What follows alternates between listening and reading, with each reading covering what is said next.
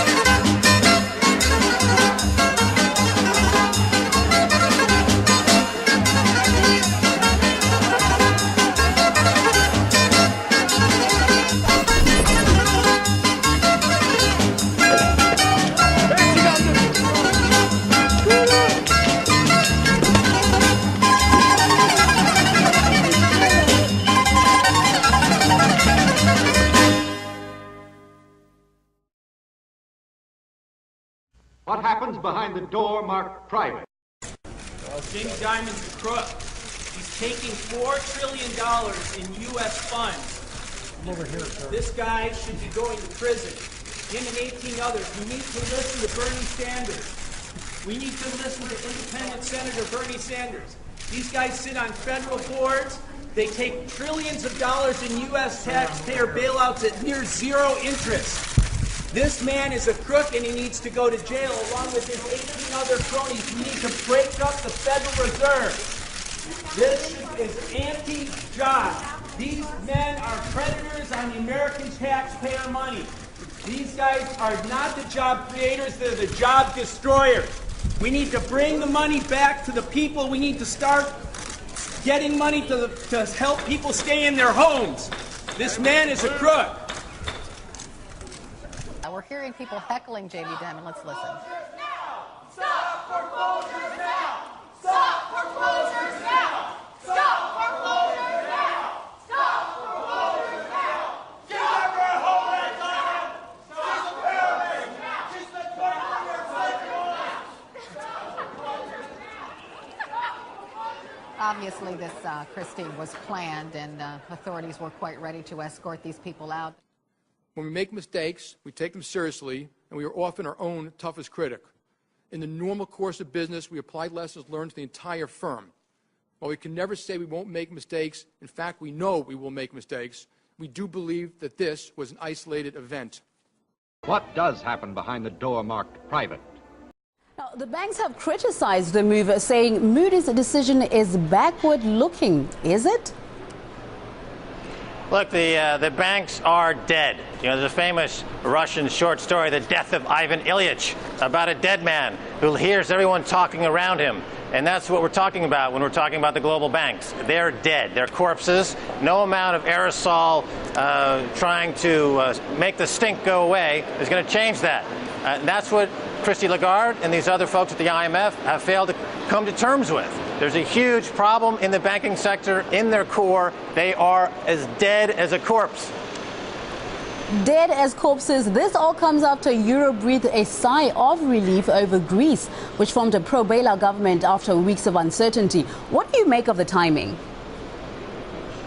The timing makes no difference because starting in 2007, 2008, you had what's called in economics a Minsky moment, where the global indebtedness reached a critical amount of no amount of stimulus or any kind of policy changes would change the fact that the globe is embarking on this massive global deleveraging, which is going to end in massive defaults in banks across Europe and across the world. These major banks in Europe are technically insolvent. Deutsche Bank is insolvent. BNP is insolvent. Societe Generale is insolvent. JP Morgan, insolvent. And, of course, Lloyd Blankfein, who's here at the conference in St. Petersburg, his bank, Goldman Sachs, is also insolvent. Now, this downgrade could raise the borrowing costs for banks, but could it also help the politicians push through their agenda of global financial governance?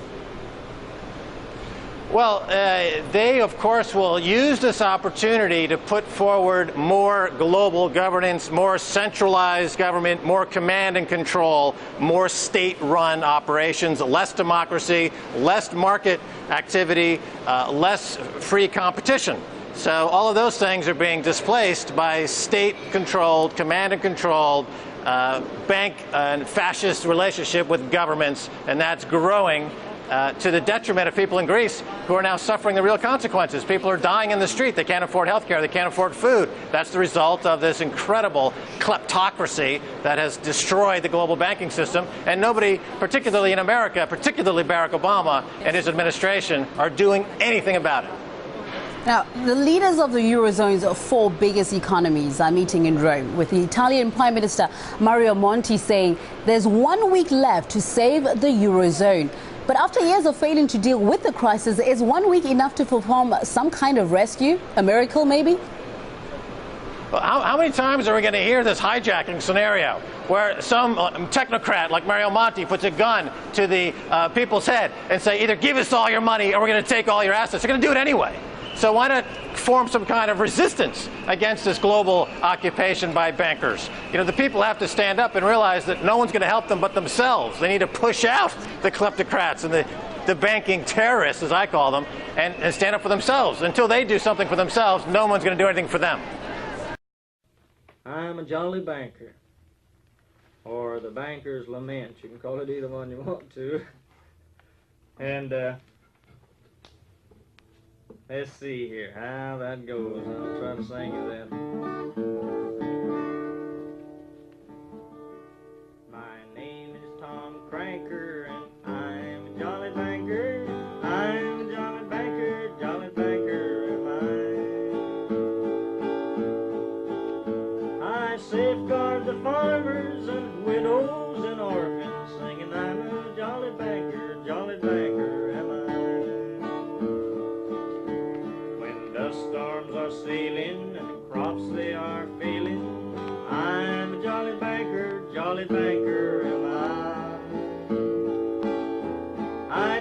up your shortage and bring down your mortgage, singing I'm a jolly banker am I. When money you're needing and mouths you are feeding, I'm jolly banker am I. I'll plaster your home with a furniture loan, singing I'm a jolly banker am I. If you show me you need it, I'll let you have credit. I'm a jolly banker am I. Just bring me back two for the one I lend you, singing I'm a jolly banker am I. When your car you're losing and sadly you're cruising, I'm a jolly banker am I. I'll come and foreclose and get your car and your clothes, singing I'm a jolly banker am I. When the bugs get your cotton, times they are rotten, I'm a jolly banker am I. I'll come down and help you, I'll rape you, I'll scalp you, singing I'm a jolly banker am I. When the landlords abuse you or sadly misuse you, I'm a jolly banker am I.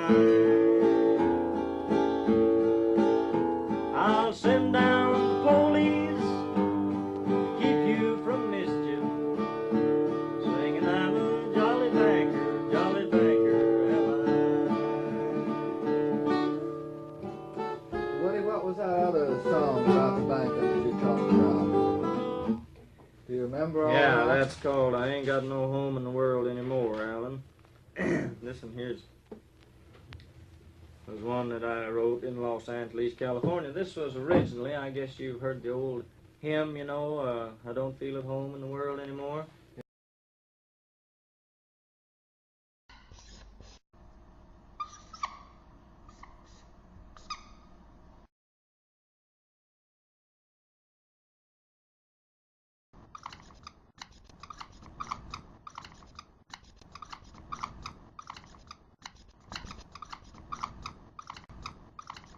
Okay, so we've been through this crisis, and there are all sorts of explanatory formats out there, and it's interesting to look at the different genres.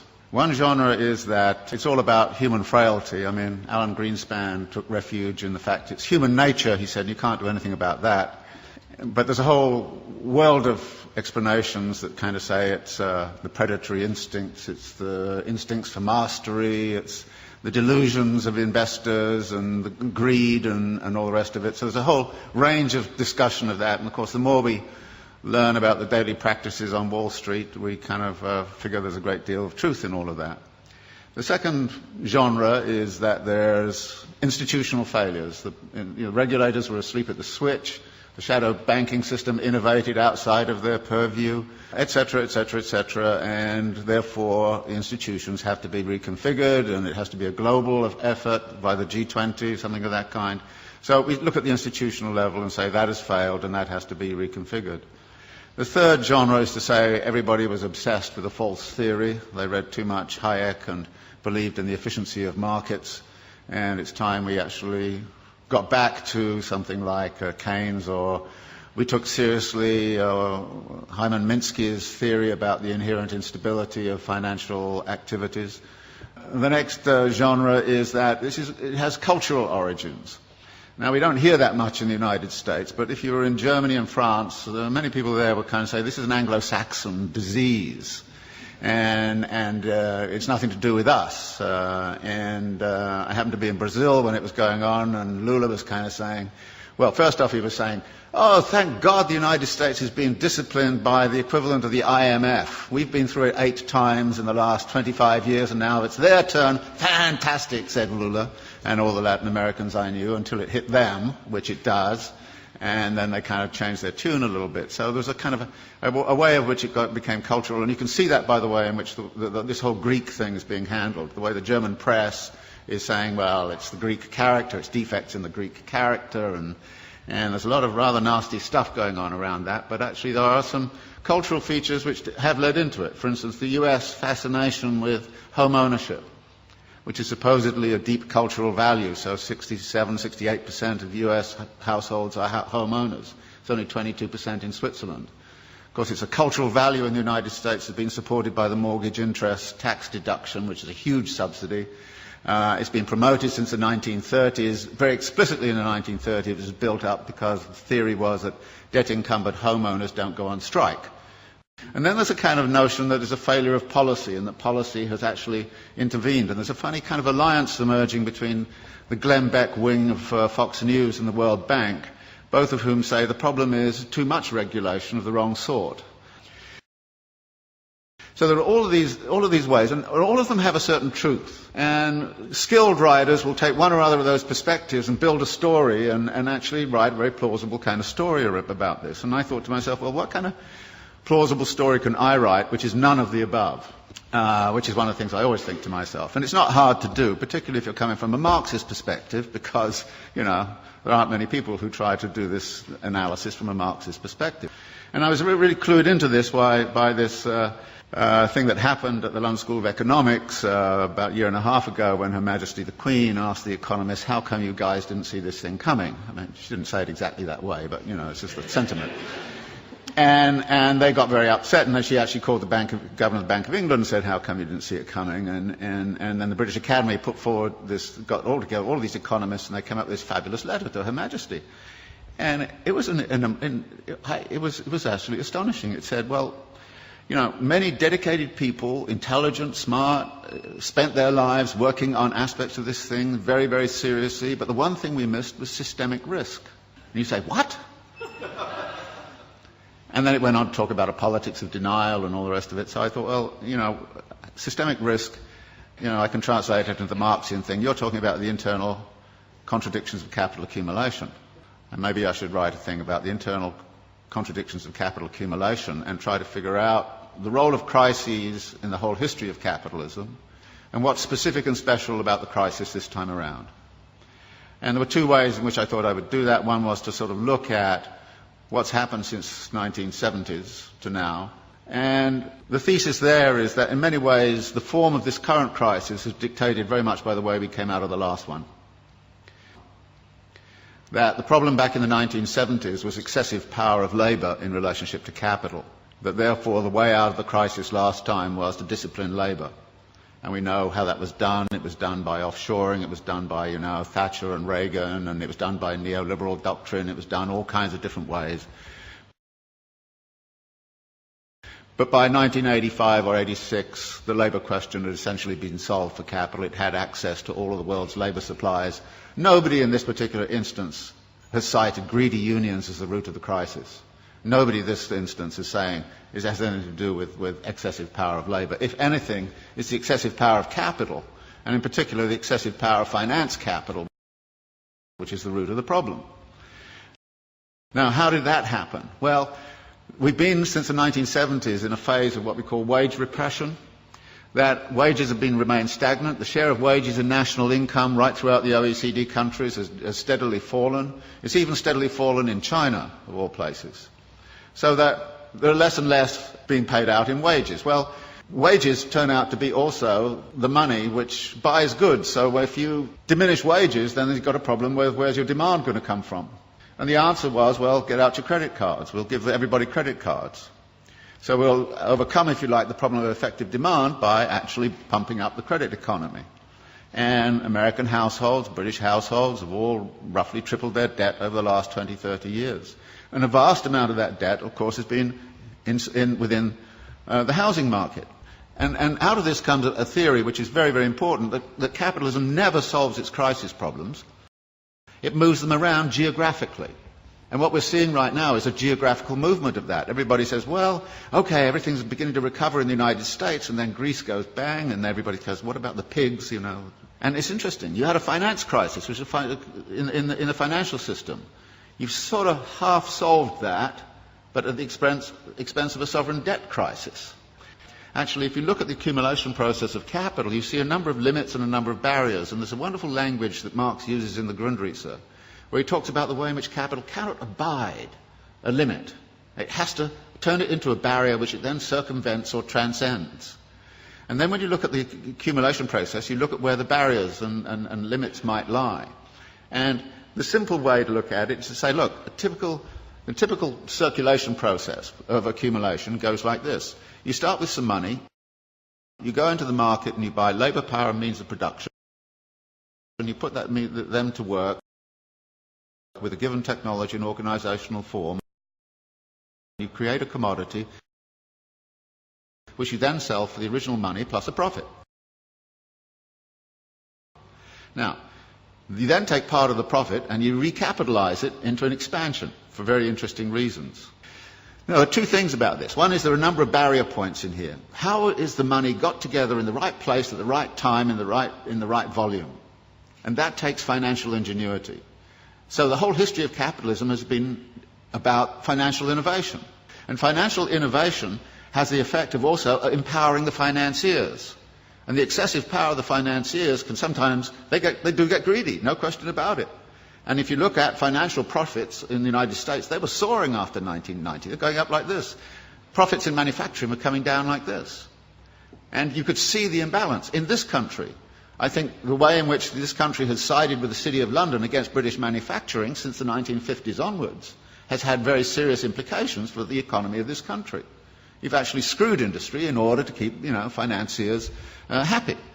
Any sensible person right now would join an anti-capitalist organisation. And you have to. Because otherwise we're going to have the continuation. And notice it's a continuation of all sorts of negative aspects. For instance, the racking up of wealth. You would have thought the crisis would have stopped that. Actually, more billionaires emerged in India last year than ever. They doubled last year. The wealth of the rich, I just read something this morning, in this country has accelerated. Just last year, what happened was the leading hedge fund owners got personal remunerations of $3 billion each in 1 year. Now, I thought it was obscene and insane a few years ago when they got 250 million. But they're now hauling in 3 billion. Now, that's not a world I want to live in, and if you want to live in it, be my guest. I don't see us debating and discussing this. I don't have the solutions. I think I know what the nature of the problem is. And unless we're prepared to have a very broad-based discussion that gets away from, the normal kind of pablum you get in the political campaign and, everything's going to be okay here next year if you vote for me, it's crap. You should know it's crap and say it is. And we have a duty, it seems to me, those of us who are academics and seriously involved in the world, to actually change our mode of thinking.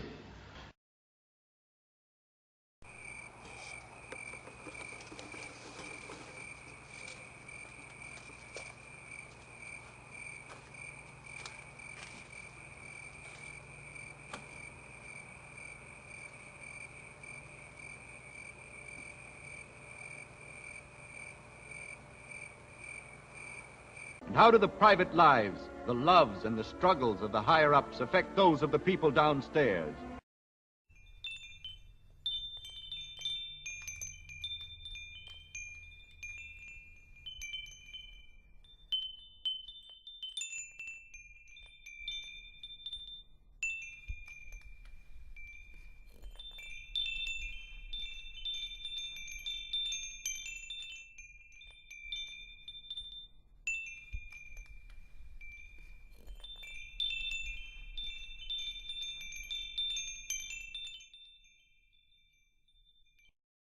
That's all.